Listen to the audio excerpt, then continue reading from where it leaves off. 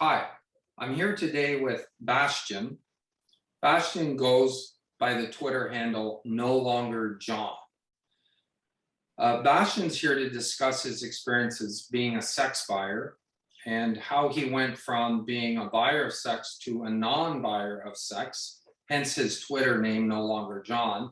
John being the colloquial term used to refer to someone that purchases sex.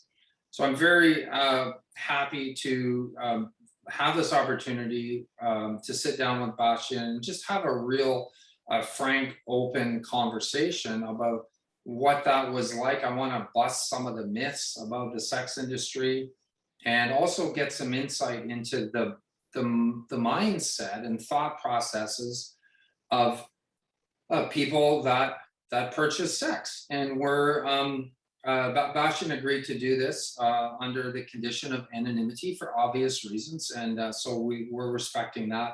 And that's why the voice is going to sound a little different. We're going to change that a little bit. So, Bastian, hello. Thanks so much for being here. Hey, Paul. I really appreciate this opportunity. I think the work that you've done to publicize the sex industry and the problems with it and the problems with sex addiction and pornography, I think it's fantastic work. And I'm 100% a supporter of what you're doing in that area. So the ability to come on and talk to you and your audience it's an honor, and I hope that I can provide some useful information. Thanks so much, Bastian. So my first question is, can you just describe the process you went through from being a non-buyer of sex, a guy who it probably never thought about it or never occurred to him to go out and purchase sex, to someone who was a buyer? Let's walk through that a bit. Sure. I think there's a number of different reasons that people begin buying sex. I think probably most people who buy sex are sex addicts of some form or another, and I would put myself in that category. Okay. But I do think that people sometimes they buy sex because they just want to have sex with lots of different people, and that's the easiest way for them to do that. In my case, I was and still am in a marriage with extraordinarily low levels of sex because of my wife's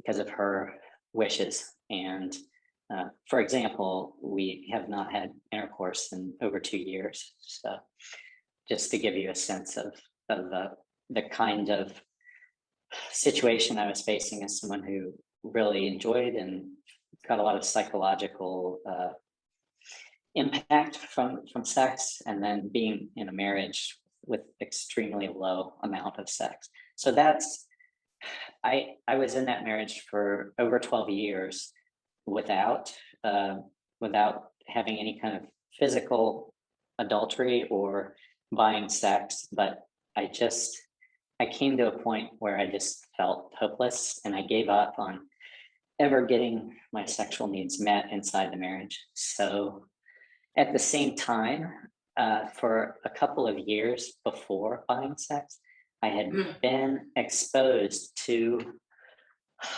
I would almost call it the new ideology of the sex industry, and we could call it many things. We could call it. Let's just say that they kind of took the old industry of prostitution and turned it into a new shiny thing that they called sex work, and they sold and continue to sell and market it as something exciting, fun, empowering for women, a great job. And I initially was resistant to that narrative, but over time became more interested in it. It was a blog. I don't remember the name of the blog, but this was a blog written by someone who was prostituting, or at least had indicated that that's what she did. And she portrayed her life as fun, exciting, that she really enjoyed her work, that she loved her clients. And that was what opened me up to maybe, hey, maybe I was all wrong about this. Maybe Right. this is not taxi driver. Maybe Yeah. this is not some exploitative thing, but actually is empowering and liberating for women, and a win-win. So I became open to it, and eventually, given the situation in my marriage, I actually went forward and bought sex twice Right. initially, and then I pulled back after that for a time. So how long did that sort of transition take of, because well, actually, my first question is, were you generally ambivalent about prostitution, or did you actually see it as something that was distasteful or to be avoided? And When I was Yeah, go ahead. No, I'm sorry, I didn't mean to interrupt. When I was, I was born in the early 1970s, Mhm. and everything that when I was growing up, everything was kind of indicative that people who were prostituted were miserable and drug addicted, and that the worst thing you could ever let happen to your daughter would be Right. to allow her to fall into it. And that was my general impression for a very long time, until coming across a lot of sex work ideology propaganda.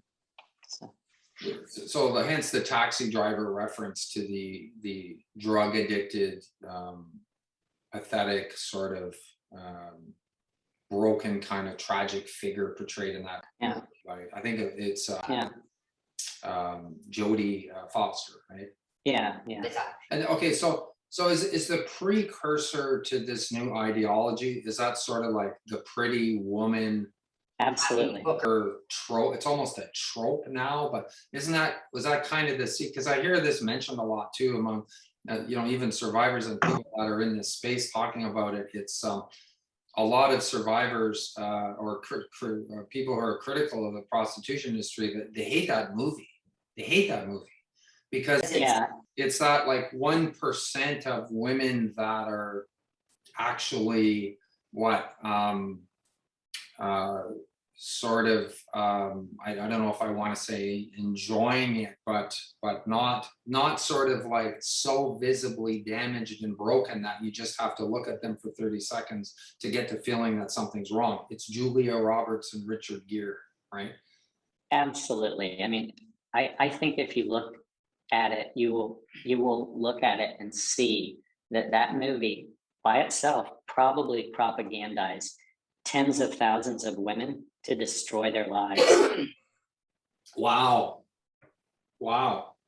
Okay, I want to say that again. So the movie Pretty Woman propagandized tens of thousands of women to destroy their lives.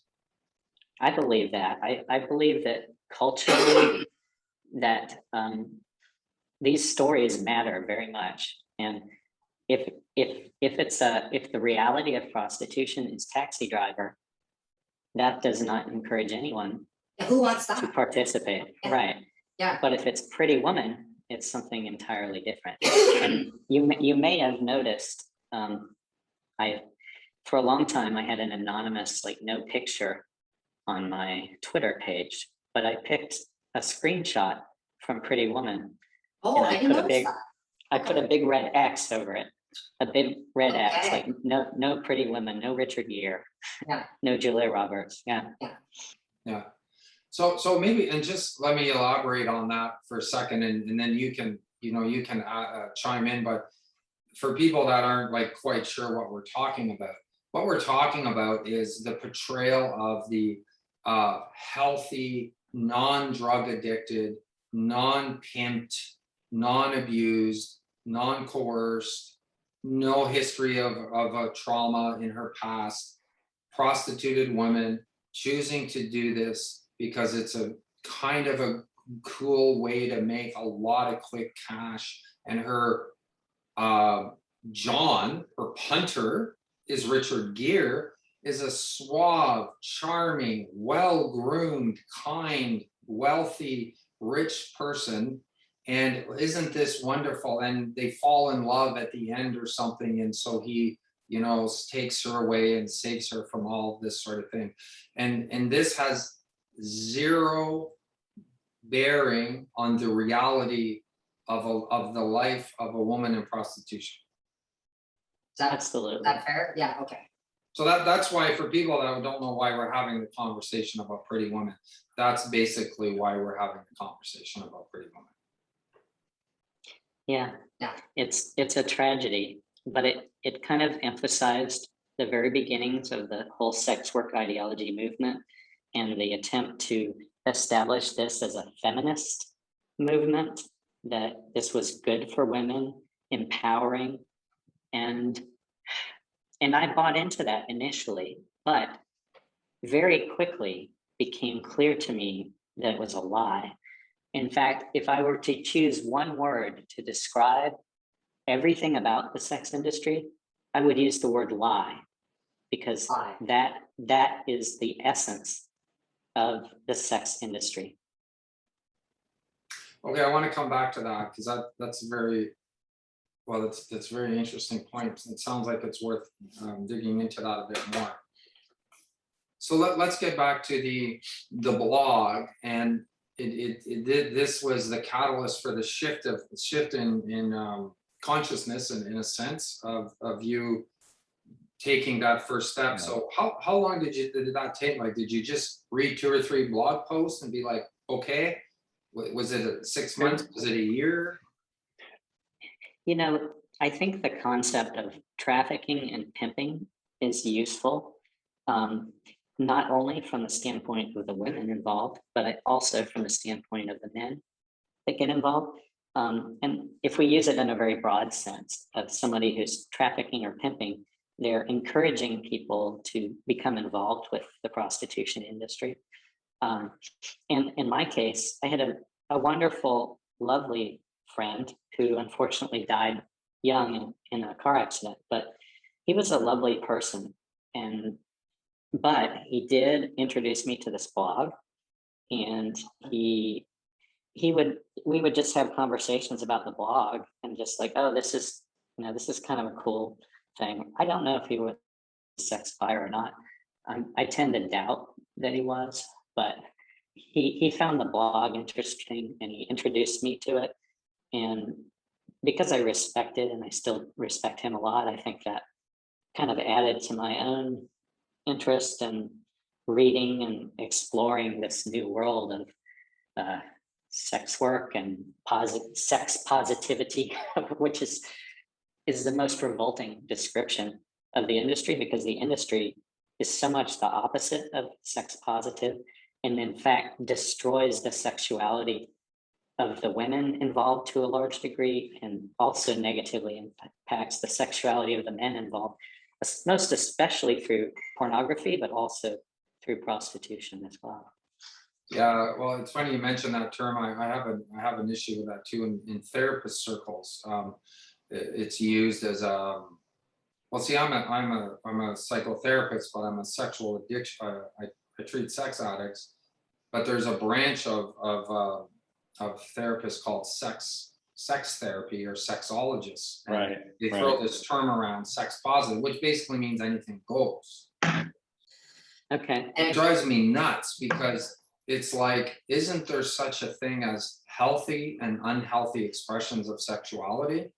And that's sort of like a baseline that, you know, we don't necessarily get to redefine according to our whims in the moment, right? and Right. And now that we have this pandemic of pornography addiction, you know, they're kind of like, well, even the sex positive people are having a hard time justifying this, because in like 20 years ago, it's, oh, bring porn into the marriage, you can watch it together, it can spice things Oh up. yeah. you can get Oh, this yeah. Ideas, we're all positive, we're all sex positive, right? But now it's hard for them to ignore the fact that you have guys masturbating 3 times a day to pornography. They can't go 2 weeks without watching it. Their partners are completely being neglected and their sexual needs are being overlooked, and they're lying about it and hiding. Yeah. You And know, they can't get an erection to a normal woman anymore. It's ruining sex. Yeah. Absolutely. Yeah. There's nothing positive about it. no, Not to mention if the content of the pornography is horrific, racist, sexist, misogynistic, violent, Mhm. disrespectful. Yeah. Yeah, I'm shocked. You know, I haven't used porn in 15 years. You know, I'm a former addict and recovered 15 years, or 16, something like that.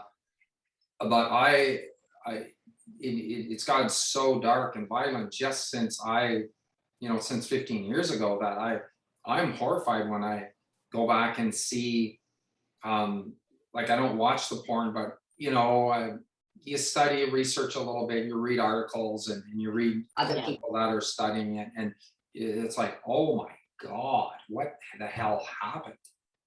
You know, it's. Well, it's an addictive process Mm. that requires higher and higher doses of brain alteration to have its effect. So the higher doses mean injecting more more additional stimuli, which is typically negative stimuli. So you end up with adding a disgust. Let's add some more disgust to it because Yeah, shock you're shock, or horror. Yeah, revulsion, yeah, well Yeah. said. That's I- exactly how I'd explain it too. This level of stimulation breeds this level of tolerance. So to get the same hit, we need this level now. So let's bring it in until, like, really literally there's nothing left that they haven't done in pornography. Anything goes, right? and my view is this. I'm very fortunate that I never gravitated much to like visual pornography of videos and things like that. So I'm glad I didn't get sucked in, but I think if you that process of habituation and needing more stimuli and more, I guess you would call it unacceptable, shocking stimuli, I think that's probably responsible for a growing epidemic of child sex porn and child sex porn addicts. I think probably many of those men would not have become involved with that other than having a porn addiction and getting drawn into that. And then, of course, eventually they get found out and caught, and their lives are ruined, their families' lives are ruined, their children's lives are. And it's, this is like the fruit of the tree of ubiquitous pornography, right, you know? Yeah. So you mentioned porn. So leading up to this decision, okay, so you had a sexless marriage, or almost no Right. marriage. So did you start to use porn at that point as a form of sexual release? And leading up to your decision to buy sex, did you start watching porn that showed that type of pornography to kind of habituate your brain to that whole process, and sort of blur those boundaries? Because I know that happens in a lot of cases. Yeah. not all cases. I think a it lot of- does. I think it does. For me, I was always more drawn to like the stories, like the Mm. erotic fiction, and that was just more my thing. I wasn't something about the porn videos. They're too. I don't know. It just takes me into that room with those performers, and I just that doesn't work for me. So I was always more drawn to reading the stories, and those haven't really changed in 30 years, and most people prefer the video stuff. Yeah. Okay, So we're watching the blog, your thinking's changing. It sounds like you're basically just learning to justify to yourself what you're about to do. and then Yeah. Walk me through that first time. How did you find access to that, and what was that like walking in the room? that first time, This was a long time ago, and back when Craigslist still had right, sex right, ads. So that's where I found it. And what I did is I thought, I want this to be like a positive experience for me and for her. And so, I'm gonna try and find somebody who's like you know, they look like they're enjoying it. The ad talks about how they like it, and you know, the whole girlfriend experience. And I'm like, okay, well, I don't want to go cheap. I want to go kind of medium high end, and just find somebody nice, somebody real, and that's, you know, and really that's what I wanted. I wanted it to be good for me and for her, both, and it to be sort of like, well, this is like having a girlfriend, but one that, you know, doesn't show up at your house screaming over the fence. So yeah, so that's what I did, and Okay, there so were you meet in a motel or? Sorry. yeah, all of every sex buying that I've ever experienced has been at a hotel or at somebody's house that they were selling out of. So Okay. yeah, I went to the hotel, and there were two women, and Two. both of them, well, not at the same time, but my initial sex buying was two different women. The first woman I met, and I could tell immediately that this was not what the ad had portrayed. She was not living a good life. She was not doing well because she was disheveled. The room, and this is something I found to be the case with most prostituted women. Mhm. I believe that our physical environment tends to reflect how we feel about ourselves. Yeah, sure. And the physical environment that I've seen in most cases is almost a horror, like What do you mean? What do garbage, you mean a horror? What do you mean? like trash on the floor, used pizza boxes, condom wrappers, occasionally a condom, uh, like just garbage all over the room. And Like In their houses, that's- when the times when you went to their houses, you mean? no, or the houses too? the houses tended to be similar, but not as bad. But the hotel rooms often, not Oh, always, but okay. often they were a horror show. Oh, Yeah, which is kind of shocking, except if you start to understand what life is like for these women, then you understand why it looks like that, because they are so depressed and miserable that they don't have the energy to make their surroundings nice and keep up with it and clean it, because they're just trying to survive. yeah, So I had the word despair. Despair came to mind, like when you can't absolutely, put the pizza boxes away or clean up the condom wrappers. I'm thinking Thinking, you must be in a state of complete despair that you care so little, right? right. And generally the ones that don't look like that are trafficked. Not all of them, but usually the trafficking. See, another thing that I discovered is that selling sex is so distasteful and awful for the women involved, that if you have somebody that sees like 10 men a day, she might have just gotten in and she's excited about all the money she's making, and that might be a very small percentage. Or she's being trafficked and her pimp trafficker is making her see all those men a day. And there the pimps will make sure that the room looks presentable because they're in a business, a volume business. But with women that are independent, oftentimes they're in so much despair, they don't want to see 10 men a day. And they don't even want to see one man a day. They will sometimes see 3 men a week and just live in poverty. right, just enough. Enough to keep the lights on. Just enough to keep the lights on. Absolutely. Mhm. Yeah. And then just to comment on the 10 men a day, I mean, you only have to think about that for about 10 seconds to realize what a horror show that is. And if they see 10 men a day and make $1,000 and they're pimped or trafficked, I don't know, but I'm gonna guess they keep 100 or 200 and the pimp gets the rest. Do you have any idea about how that breaks down, or? Well, I think there's different degrees of pimp. There are some pimps who are less horrible than others. Less, yeah, no good things, less horrible. No, Yeah. less horrible, yeah. And if you had a really horrible pimp, then the woman might never keep any of the money that she earns, because it will be like charged to room rent. Okay. Well, a bag of Doritos and a pizza and a Coke is the meal. Oh, well, that's $200. And of course, when you're talking about trafficked women from overseas, there's debt bondage involved. Yeah, So the debts probably have very high nominal interest rates, Yeah. but also people being charged for so-called infractions. Those women are held without their visa documentation or passports.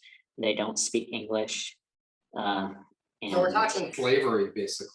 At this point, we're there is no indentured question. servitude, if not outright slavery, modern day Slavery. slavery. right? In every major city in North America right now. Yes, 100%. Which brings to mind the question of what does law enforcement think that its job is? You mean when they're not going themselves to pay for sex? Yeah, or get it for free. Right. Yeah. Sorry, I just thought I'd slide that in there. Not a No, knock, not a knock 100%. against. Cops, lots of great cops out there. Thank you for your service. However, lots of sex buying cops too. This is no secret. Yeah. I've talked to survivors. Some of their best clients were law enforcement and Right. judges and lawyers. I've helped quite a few women out in the last couple months, and ranging from sort of low level escort who might be getting, well, that will even go into child sex work, which is something I've come across very recently. And what's amazing is a lot of those child sex workers are having sex for $30 or $40. Yeah. But when you're talking about established markets using the websites, the larger websites, typically they're charging in the US anywhere from $180 to $300, but then for the high-end websites, up to $1,000 an hour or more. And I've talked with those women, and basically, and I've helped people like that get out of the industry. And if you're high end, the idea basically is that you're untouchable by law enforcement, and that your clients are untouchable by law enforcement, because they don't want to catch a judge or a politician or a powerful CEO or a banking executive. So yeah, Well, I've seen Seen movie plots. I can't remember any specific movies, but this is like a theme in a movie plot where, let's say there's a political campaign going on, and so knows the madam that runs the brothel and has access to the client list, and that's all they need to blackmail anybody that they want to.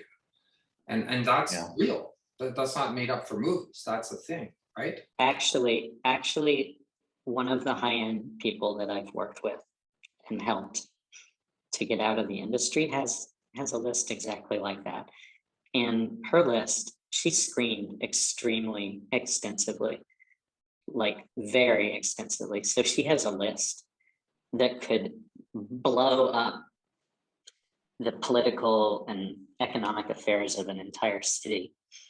And maybe someday she will use that list to bring consequences to the men who violated her and gave her PTSD and things like that.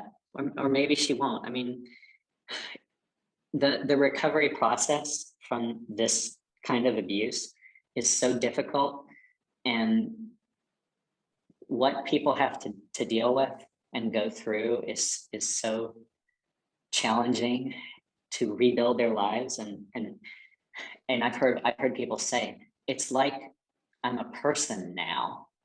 It's like I was not a person when I was in the industry.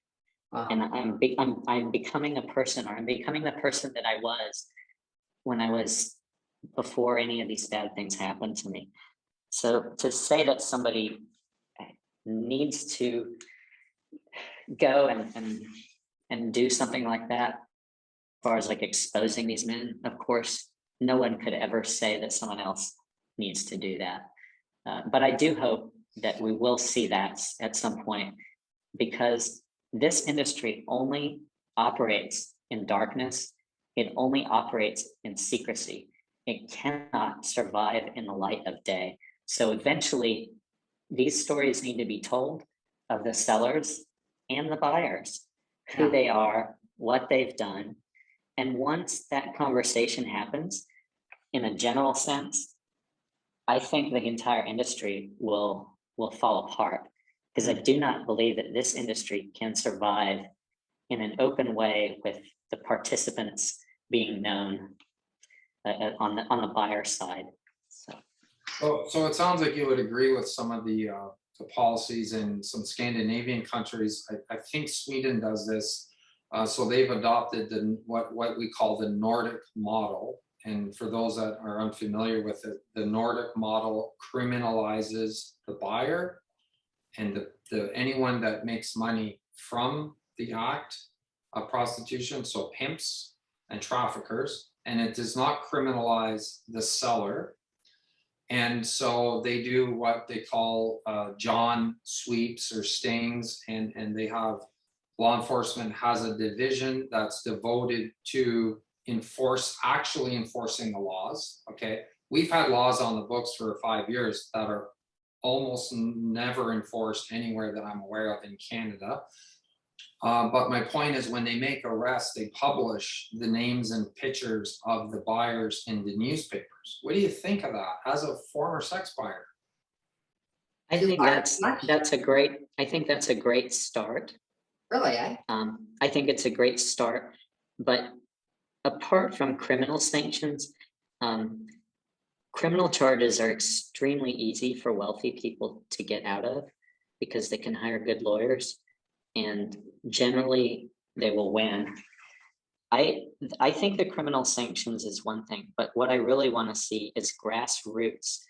I want to see Johns sued in courts of law for the PTSD, the individual acts like taking off a condom that they were supposed to be wearing, that they agreed to wear, that should be charged as rape. But even without the whole criminal side, I want to see women take these men to court, because one, all they care about is their money. They're greedy. These high-end people, they're very greedy, and they don't want to be exposed. So the exposure and having their money be taken for the acts of violation that they performed and the post-traumatic stress disorder that they created in these women, I think that would be justice. So that sounds like restorative justice, a form of restorative justice. And it's grassroots. Yes. Yeah. It's a grassroots phenomenon that doesn't require changing laws, because, and at least in the United States, and I don't know about Canada, but if you look at things like Me Too and all that, it was 100% grassroots. Nobody had to go change a bunch of laws. It was just a change in our social attitude and tolerance for these behaviors. And I want to see that happen for women in the sex industry, where we say, it's not okay what happens to these women. These are actually women. They're not a class of slaves that can be mistreated and abused. So, yeah. Well, and I'm thinking, as you're talking, like this whole ideology of the happy sex worker almost it almost preempts even having the conversation about restorative justice, because they're just happy sex workers. There is no injustice. So it's really pernicious how that ideology obscures the injustice inherent in the industry.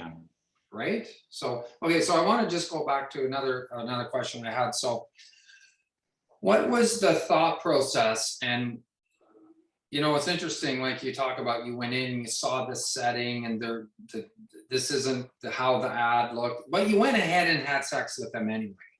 You went ahead Yeah, I and paid them did. for sex anyway, and not just once, Yeah. but I think many times. You can tell us later how much you did this, but what's your thought process throughout this? Like, it's too late now, I gotta follow through, maybe I'm helping her out, maybe it's not as bad as it looks. Like, there must have been a lot of things going through your head. Yeah, I think what happens when people finally make a decision, a lot of times they will stick with that decision even when it's not looking like what they thought. That there's a commitment process where, you know, you spent years thinking about it, you've been struggling with it, and you're finally there, and you go ahead with the decision even when you realize that, hey, this is really not okay what I'm seeing. And I told you there were two women. The first woman was the garbage and just evident distress. The second woman, in addition to those conditions, also was extremely thin and looked like she was probably addicted to heroin, and her mind, you could tell that she was like high on some kind of substance. And that's when I decided that I had made a mistake and I stopped sex buying for a period of time. Okay, so you did the first one, the first two you did follow through, but the Yeah. second one was creating enough cognitive dissonance in your own mind that you said, I need to step away from this for a while. Yes. Okay. But So then then you I- did Go back, is that, sorry, go ahead, then you did go back, okay.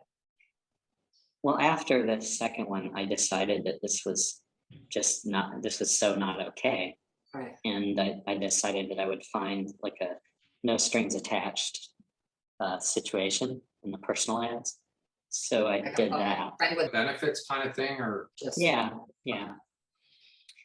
But and that seemed to go well initially, but then I quickly discovered that the woman that I had gotten into this friend with benefits, that she actually wanted to become my full-time girlfriend and then replace my wife and my family in my life. Like, let's go on picnics on the weekend and things like that. But So just to be clear, you were paying her too though, right? So, no, I wasn't paying her anything. oh, you weren't paying her, okay. No. Okay. So it was just clear that having that most women are not interested in sex for sex sake without a relationship, which I sort of knew, but then was sort of reiterated to me when I was an ad that said, you know, friends with benefits and, you know, nothing more. But then it morphed into, I want to be the woman in your life. So it was clear to me that avenue was not going to work and for me to remain in my marriage. So then I looked back and I said, well, maybe I just had really bad luck with the first two women that I paid for sex. And maybe there's actually Give it another shot. there's actually a Julia Roberts situation, or there's someone out there who's really enjoying it and doing well. I thought that maybe I just was very unlucky the first two women that were selling, and that the next time that I'll find someone like Julia Roberts who is enjoying it and is well adjusted, and that we can just have kind of an ongoing thing that will do well. And in fact, for a period of time, I thought that that's what happened, because I met a young woman named Ashley, and she, I mean, that was not her real name, of course, but They that was never the use their name. real names, right? Right. Yeah. It was, they don't generally use their real names, but occasionally they will use like a middle name, Okay. which I find interesting too. But, and Ashley, this was her middle name, in fact. But yeah, I loved Ashley. I thought she was great. And I that she liked me a lot. And I think maybe she did like me to the extent that someone can like a sex buyer in a relationship, which is inherently a violation. But there's different degrees of how people can be treated in the sex buying industry.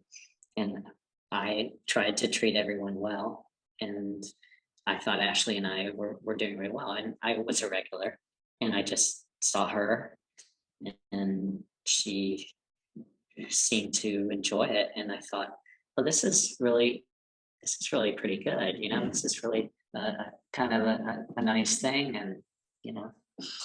And then one day I showed up, and Ashley had been crying, Okay. and I noticed that she had been crying, and I said, "Oh, Ashley, what's wrong?" And she looked at me and she said, "I hate my life."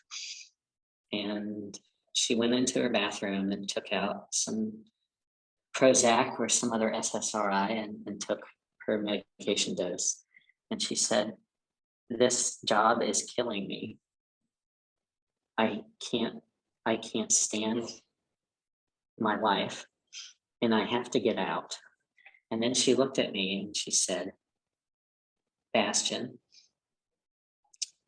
I like you, and you are a good person, but you need to get the hell away from this industry because Wow. it'll destroy you." She And then, she said, To you, it will destroy you yes, she did. as it was And destroying her.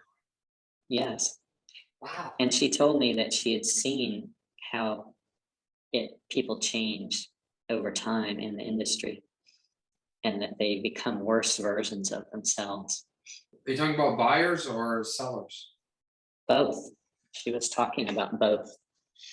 And she left the industry then, and she left for several years.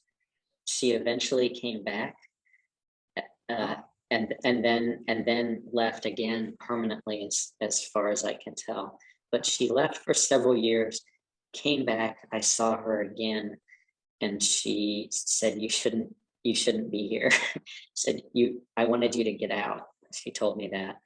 And she said, I am going to leave permanently, but I need to raise some money."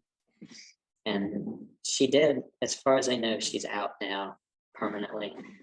And she was college educated. She had a psychology degree. And Right. she told me that she had gotten in basically because of the sex worker ideology, and thinking that this would be exciting. I'm and gonna be fun. Julia Roberts. Make some easy money.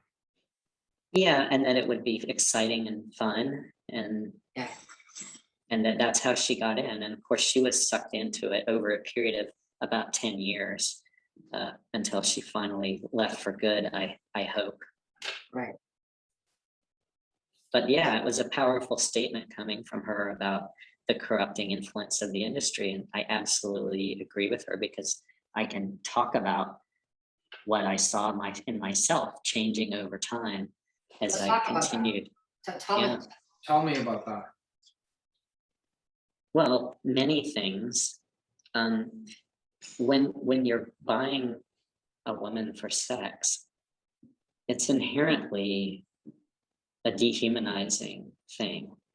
It's inherently not respectful of her as an individual, as a subjective person, as opposed to being an object. So when you do that, you're changing how you perceive women, and seeing them as something that you buy and consume and use, rather than as unique loci of consciousness that are just like you, and they have their own thoughts, feelings, preferences, and they probably don't have a preference to go see a middle-aged man and have sex with them at a particular time. But your mind is being corrupted. And what I saw that was most clear that my mind had been corrupted in this negative way is I started to see service workers, like a barista at the coffee shop, or a cashier at the local restaurant, or waitress. And I would think to myself, I wonder how much I would have to pay her to get her to agree to sell sex. So I began to view women, especially working class women, because most of the sex workers that I saw, the large majority were from a working class background. And I saw them as basically they're sex sellers for a price. And I just, if I see someone that I like who's like serving coffee, I just need to figure out what the price is and how to ask. And I never did that, but I could, just the fact that you're standing there in a line and you're viewing another human being, and you're viewing them as some kind of a sex seller is disgusting. And I've actually heard, people talk about OnlyFans and, oh, it's harmless. Oh, it's a girl boss and all that kind of thing. But I've heard women now are saying things like, I was talking to this guy online and he asked me for my OnlyFans. And he said, oh, I want to subscribe to your OnlyFans. It's like women are now seen and viewed as a sexual commodity for male sex buyers. And if you look at places that have decriminalized and legalized, I think Germany and Australia are probably the worst. But I know in the Australian business culture now, and I also saw this in Brazil when I went on a business trip to Brazil, the buying of women for sex is now part of the business, how you get a deal in business. Culture, part of the business Culture. corporate culture. And if you want to get deals and grease palms, you take them to the local strip club, which happened to me in Brazil. And this was not just strip club. This was women would come up to you and say, $200 for the night, go home with you to your hotel. And that is the culture of business in Australia. Now you have companies like mining companies. They will take buyers from Asia, sellers from Asia, and they will go to these strip clubs, and the men will find someone, and they will have sex. Like 10 men that are part of this deal will go have sex with the same woman without protection. And that's like part of the sealing the deal. And of course, you can imagine that no women are invited to participate in those kinds of deals. So you're creating a huge glass ceiling for women. Plus, you're creating a vile and disgusting cultural practice, and saying that this is okay. And that is what the government of Australia, New Zealand, Germany, the Netherlands, and other places. And let's talk about Canada real quick. Sure. Of course, Canada passed very forward progressive legislation for a Nordic model. Yeah. And that's wonderful. But that is a dead letter law because it is not enforced. And you have local governments, for example, the city of Edmonton, which I'm most familiar with, where they license brothel prostitution. And at times they were collecting revenue from it. And then now I think they've stopped collecting revenue, but they basically put their stamp of approval on brothel prostitution in Edmonton, which is, in my view, the most damaging form of prostitution, because in brothel prostitution, you're seeing high volumes of clients. And the more clients you see, the more traumatic and even leading to physical injuries, which in the context of sex is horrifying and appalling. And the government of Edmonton is culpable. They are guilty. They are pimps, procurers, and sexual abusers of women. And I'm appalled and disgusted by these governments who have basically pimped out their most vulnerable women. And many of these women are underage. They will get a fake ID and go work in these brothels, and no one bats an eye at it. It just happens every single day. It's, well, it's I'm horrifying. I'm in a small city in Peterborough, an hour and a half from Toronto, 81,000. We have, you know, what we call massage, rub and tugs, massage parlors. We all know where they are. Nobody does anything about it. And then if you go to Toronto, I mean, there's one in every plaza on every street corner. And there's like really no difference between a massage parlor and a brothel. It's different in name only. You go in to pay for sexual services from exploited and trafficked women that don't want to be there. Yeah, my friend Andrea, my dear friend Andrea, who you also interviewed, Yes. she said when she first went in, she thought it was like you said, rub and tug, and the madame said, no, we fuck for money. Yeah. Oh my God. That's what goes on there. Yeah. But what the madam should have said is that you're going to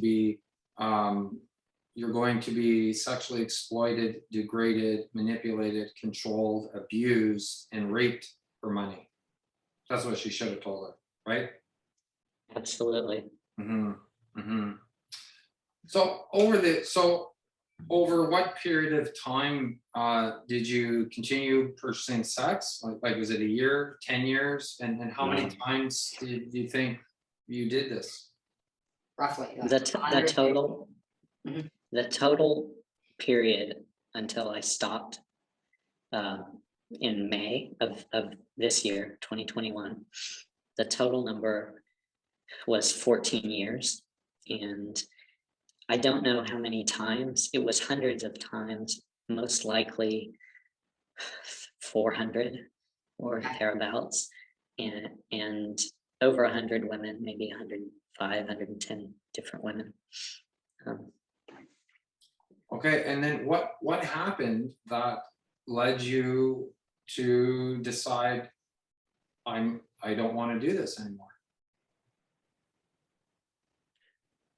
The beginning of this year, I had been seeing a male therapist that I had begun seeing when I was a teenager, and I had seen him on and off. I had seen a couple of other therapists over that time, but largely him. And I realized that he was my dad's age and from the baby boom generation. And I realized that if I want to grow and change, I can't be turning to that generation for answers. And I also realized that I have real issues with my relationships with women. So I want a woman who's close to my age. And that's who I want to see as a therapist, because I need to change my life. I'm stuck. I'm not growing. And I think that catalyzed changes in me just talking to a woman. You know, I'm married and I have a daughter, but I didn't have relationships with other women during the course of my marriage because my wife would not be happy about that and made her feelings clear. But having a therapist that I talk to every week, I saw her on a Zoom equivalent, and just you start realizing that women are people, and they have their own thoughts and feelings and experiences and subjectivities, and they're not objects. I think that a change catalyzed over time, and I was on a vacation trip, and I purchased sex for someone who came to my room. It's called outcall, escort. Mhm. And when I saw her, I didn't see someone that I was buying sex from. I saw her as a person, and it was very different for me. And I just after some time talking, I said, do you want to get out of this industry? Because I don't feel that this industry is good for you. And I would like to help you get out. And she said, yeah, I do want to get out because my son is getting older and I don't want him to know what I do. And I just have to get out. This is just not, my life isn't working. And Wow. she was the last person that I ever paid for sex. And I said, a few days later, I said, I'm never buying sex and I'm never paying you for sex. But I would like to be your friend and I want to help you get out. And I'm going to support you so that you never are in this situation again. I'm pretty wealthy. I have a lot of financial resources. So that's what I've done with her. And I found that she was extremely traumatized. And a little while after exiting, when it became clear to her that this was actually real and that she was not just playing a new role, a sugar baby role, Sure. she started to really go through a lot of PTSD. For example, hotels now are awful for her. She doesn't want to be in a hotel. She doesn't want to be anywhere near a hotel. She experienced things like men pointing guns at her to rape her without paying, other things of that nature. And I wanted to get help for her.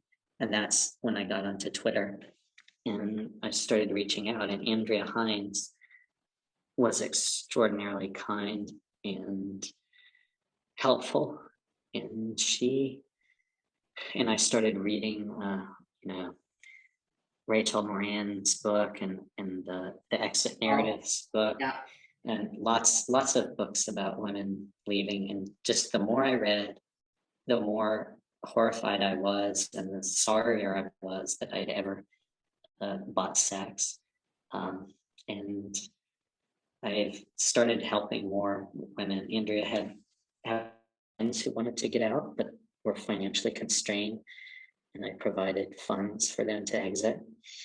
And then later on, I made a public offer on Twitter.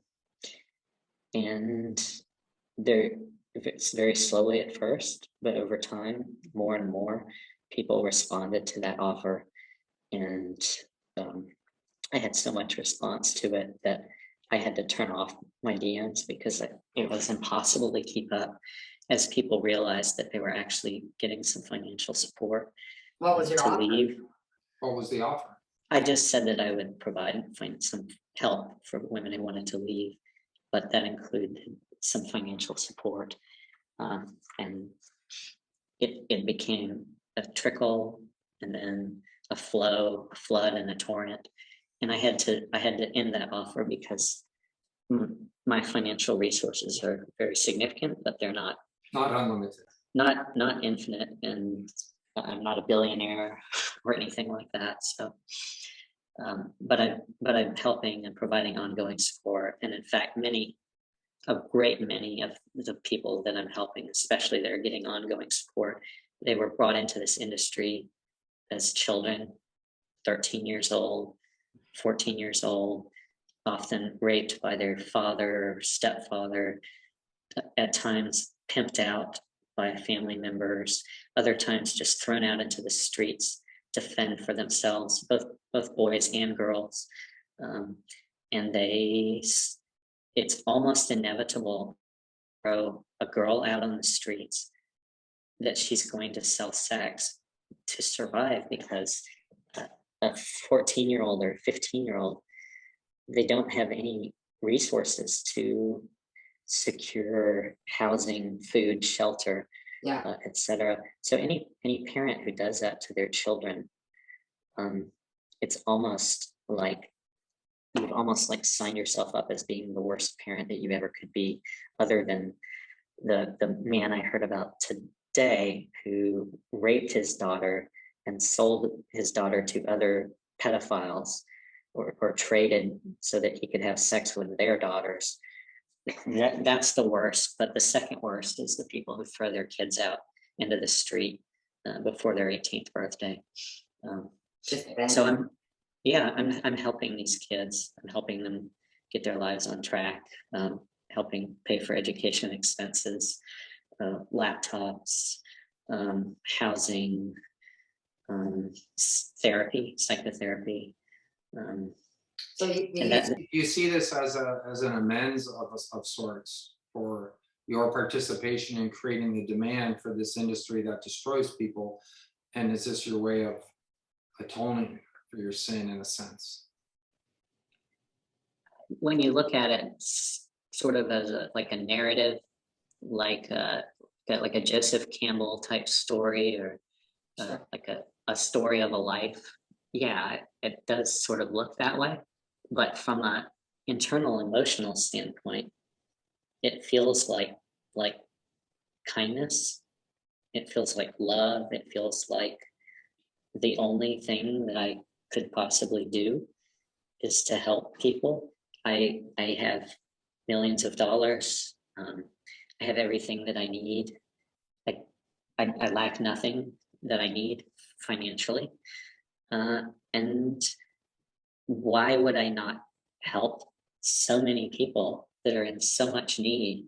And for me, I gravitate towards survivors of the industry, or people stuck in the industry who want out, because I know firsthand the horrors of the industry. I've helped a number of people recently and previously who had nothing to do with the sex industry, but just were evicted from their apartment or things like that. I've helped people out in those situations too. But I'm focusing on the industry because especially these kids, you know, they're 13, 14, 15, they had absolutely no choice. Their only option for survival was to sell sex, often at horrifying rates, like $30 or $40 for sex, because they couldn't access the markets because they were underage. So they would sell through social media, they would sell sex for 30 or 40 or $50 oftentimes. They know the truth. They know that this is rape. This is paid rape. They know this is violation. They know that they want a real life. They know that they don't want, some of them have kids. They know they want their kids to have nothing to do with this industry. Sure. And yeah, they're just, most of these are just becoming adults. 17 in a few cases, 18, 19. Of course, the 17-year-olds are not adults in any sense or fashion, but yeah, they have an opportunity as they leave behind their childhood and enter adulthood to be something and have something different than what they had as children, the incest, the rape, the violations, selling sex.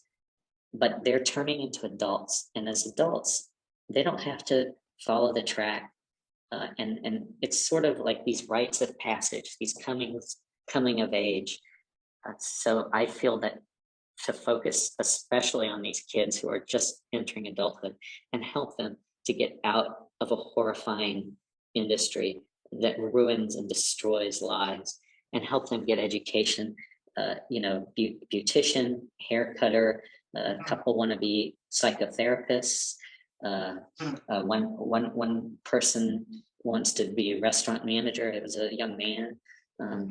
They want normal lives. They don't want this industry. They want nothing to do with it. They want out, and to focus on this group of kids who are just entering adulthood. I think it's an amazing opportunity to help improve their lives and make the world better at the same time. It sounds like you're a rediscovery of your empathy as well. Would you say your empathy got numbed or eroded through the years you were buying sex, and then somehow it's through an awakening, a cumulative effect of reflection and seeing the reality of what's going on, and hearing the stories of other survivors that it reawakened a sense of empathy for the humanity of these people. That's what I'm hearing. I think I've had my empathy. Even 4 years ago, I would go online and I had suicide in my family. So I did a lot of work with people that were facing suicidal ideation thoughts, and I've had an involvement in helping. And some of those people I've provided financial support to, helped replace people's car engines that burned out, or just somebody that needed some funds because their income was low and they needed to pay for school. So I've been activist for quite a few years as far as like helping others, and so I wouldn't say that I was not empathetic, but I was certainly not consistent, and I was not living with integrity in terms of how I was treating women that I was buying for sex. And I did change, where I went from someone who, when I walked into the room, I just thought about my orgasm and how to get my orgasm. And now just to understand that there's, when you walk into a hotel room or someone's house, there are two people there, and they both matter, and one of them does not have the right to use economic coercion on the other, to use them basically as a live sex doll, a live masturbation aid. That those, to do that is just appalling, and it's a human rights violation, and it's totally inconsistent with any sort of respect for other human beings, for women, for the idea of the equality of men and women, and just understanding that just because it's economic coercion doesn't mean that it's not coercion. No woman is going to see her kids not eat. No woman is going to see her kids in a homeless shelter. And these women, they're heroic in the sense that they're self-sacrificing to take care of their kids. In so many cases, that's what's going on. So no, it's not okay, and it's totally inconsistent with anyone who claims to care about the humanity of others to buy sex. Because you could go there, you could show up at that hotel room, you could hand them the $300 or the $500, and you could say, is there anything I can do for you? Here's $500. Can I help you in any way? I hope you have a beautiful life. I just wanted to help out. That is helping people.